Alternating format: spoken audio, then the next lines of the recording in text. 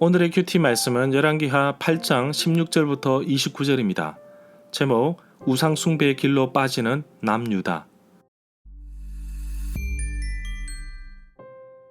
먼저 앞뒤 문맥을 살펴보겠습니다. 열왕기하 7장에서 아람 군대가 사마리아 성을 에워싸는 바람에 사마리아의 기근으로 인해 끔찍한 일이 일어났습니다. 그런데 하나님께서는 엘리사를 통하여 단 하루 만에 기근을 해결해 주신다고 약속하고 있습니다. 이런 사실을 처음 알았던 나병 환자들이 성문지기에게 알려주면서 엘리사를 비웃던 왕의 보좌관은 기근이 해결된 것을 눈으로는 보았지만 먹지는 못하고 결국 사람에게 밟혀 죽었습니다. 열왕기하 8장으로 넘어오면서 이야기의 전개가 갑자기 앞으로 넘어갑니다. 열왕기하 8장 1절부터 6절은 열왕기하 4장 8절부터 37절로부터 이어지는 스토리입니다.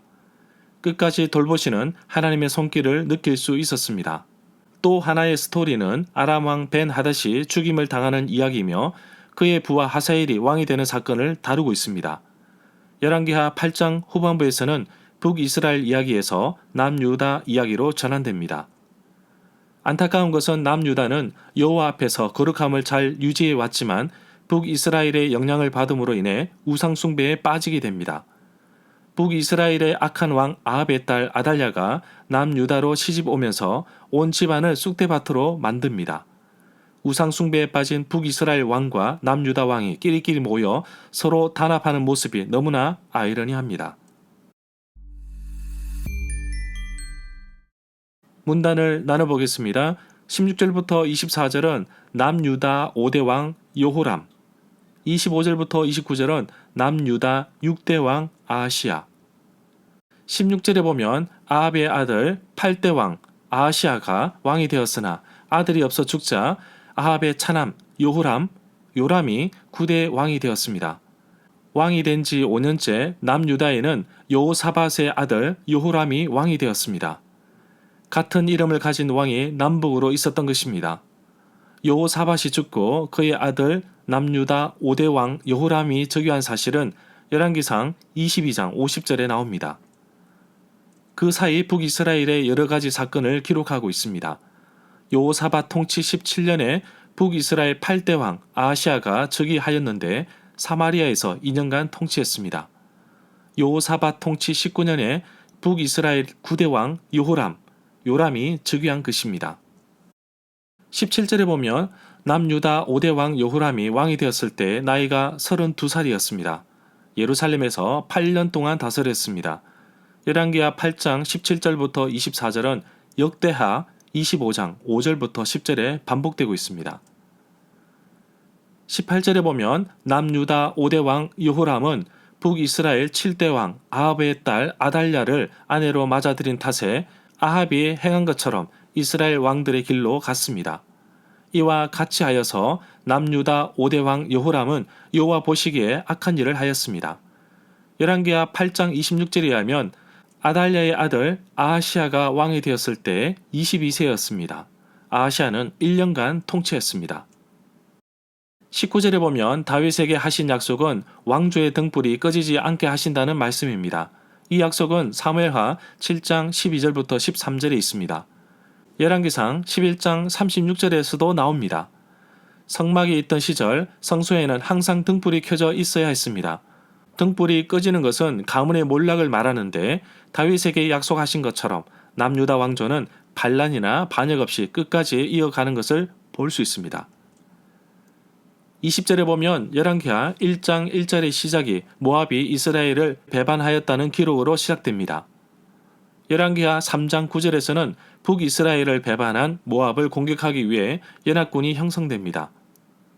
북이스라엘 9대 왕 요람과 남유다 여호사밧 왕과 에돔 왕이 연합한 적이 있었습니다. 그리고 모압을 공격하여 이겼습니다.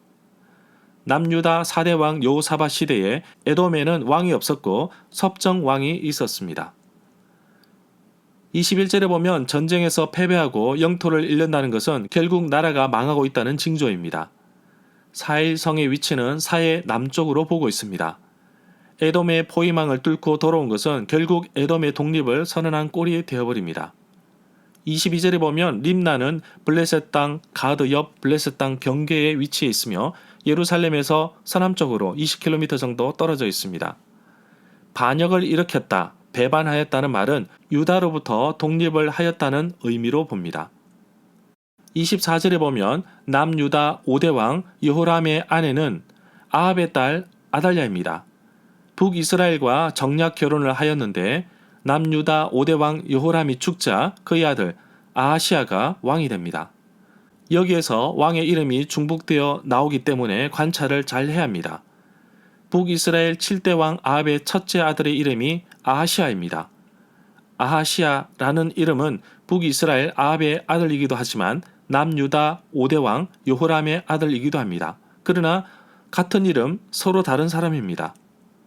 또 동명이인의 왕은 북이스라엘 7대 아합의 아들 아하시아가 아들이 없어 죽자 아합의 차남 여호람이 북이스라엘의 9대 왕이 됩니다. 남유다 4대 왕 여호사밧의 아들 이름도 여호람입니다. 남유다 여호람이 북이스라엘 아합의 딸 아달랴와 결혼하여 낳은 아들이 남유다 6대 왕 아하시아입니다. 역대하 21장 17절부터 18절에 보면 남유다 5대 왕 여호람의 죽음에 대해 잘 기록하고 있습니다. 블레셋과 아라비아 사람들이 공격해와서 왕궁의 모든 재물과 아들들까지 탈취했는데 여호람의 막내 아들 여호아하스 외에는 남아있지 않았습니다. 그러나 역대하 22장 6절에 보면 유다 왕 여호람의 아들 아사랴라고 기록되어 있습니다. 같은 이름인데 다르게 부르는 이름입니다. 25절에 보면 북이스라엘 왕 아합의 아들 요람, 여호람이 왕으로 있은 지 12년째 되는 해에 남유다 5대 왕 여호람의 아들 아하시아가 유다의 6대 왕이 되었습니다. 열왕기하 8장 25절부터 29절은 역대하 22장 1절부터 6절에도 나옵니다. 26절에 보면 아하시아의 어머니 남유다의 5대 왕 여호람의 아내인 아달랴는 아합의 딸입니다. 아합의 집안이 우상숭배로 빠져 있었기 때문에 그 영향력을 받은 아달랴는 남유다에 시집 와서도 하나님을 거스리는 사람으로 등장합니다.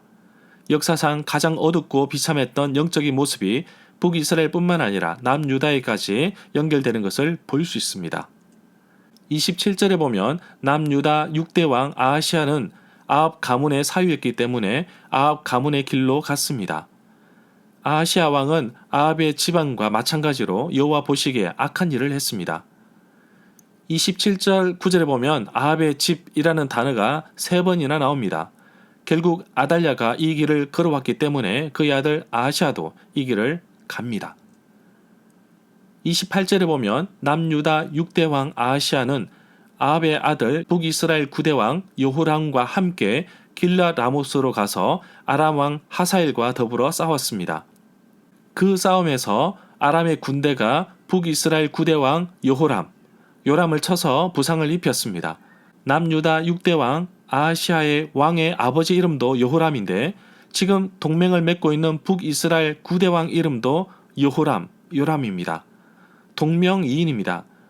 길랏 라못에서 전쟁을 하는데 요단 동쪽 성읍인 라못 또는 라마의 소유권 분쟁으로 시작되었습니다.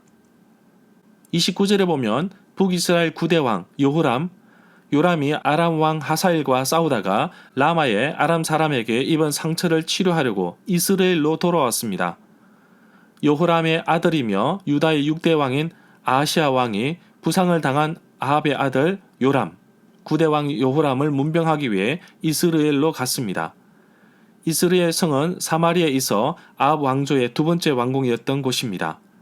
라못에서 65km 정도 떨어져 있습니다. 갈멜산에서는 약 27km 떨어져 위치해 있는 길보아산 아래입니다. 절마다 상세한 설명과 구절 해석, 핵심 내용과 중심 줄거리는 네이버 블로그에 올려져 있습니다. 내게 주시는 교훈입니다. 다윗에게 꺼지지 않는 등불, 왕의 집안을 주시겠다고 약속하셨는데 남유다는 나름 신앙의 절개를 지키는 왕들로 그 맥을 이어왔습니다. 그러나 여호사밧의 아들 여호람이 아합의 사위가 되면서 남유다도 점차 우상숭배에 빠져듭니다. 어느새 모르게 우상숭배에 접어든 모습을 볼 수 있습니다. 결국 심판에서 자유롭지 못합니다. 오늘날 그리스도인들은 분열왕국 시대보다 더 큰 죄악의 소굴에서 신앙의 맥을 이어가고 있습니다. 자칫 잘못하면 우상숭배로 빠질 수 있는데 우상의 개념이 형상, 모양에서 하나님보다 앞선 것도 우상이라고 봅니다. 북이스라엘의 좋지 못한 영향력을 미리 차단하는 것이 얼마나 중요한지를 보여주고 있습니다. 나에게 좋지 못한 영향력을 끼치는 것은 차단하고 내가 가진 생명의 복음을 전할 수 있는 영향력을 키웁시다. 아하시아가 그의 어머니가 갔던 길을 따라갔는데 우리는 정말 죄악된 길로 가지 말고 길이요 생명 대신 예수 그리스도의 길로 가야 하겠습니다. 정말 내가 가는 길이 생명의 길, 복음의 길, 예수 그리스도께서 가신 길인지 아니면 죽음으로 달려가는 길인지 반드시 살펴보고 나 스스로가 하나님 말씀 위에 바로 서야겠습니다. 오늘도 아합의 길이 아닌 하나님의 길을 걷는 자가 되게 하여 주옵소서.